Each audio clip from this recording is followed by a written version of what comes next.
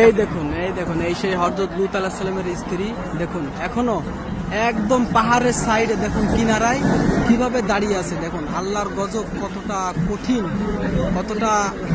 কঠিন এটা শুধুমাত্র লূত আলাইহিস সালামের স্ত্রীকে দেখলেই বোঝা যায়।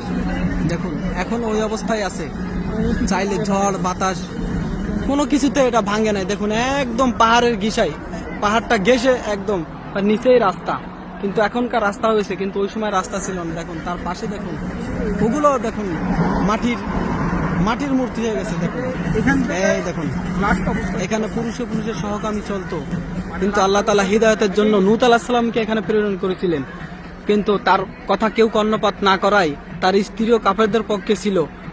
আল্লাহ বলেছিল নূহ আলাইহিস সালামকে তুমি তোমার গোত্র নিয়ে চলে যাও এখান থেকে, পরে যারা পিছন ফিরে দেখবে তারা মূর্তি হয়ে যাবে।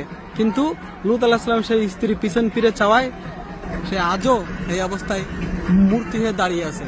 বিশ্ব মুসলমানদের জন্য এটা একটি শিক্ষণীয় নিদর্শন, একবার দেখুন।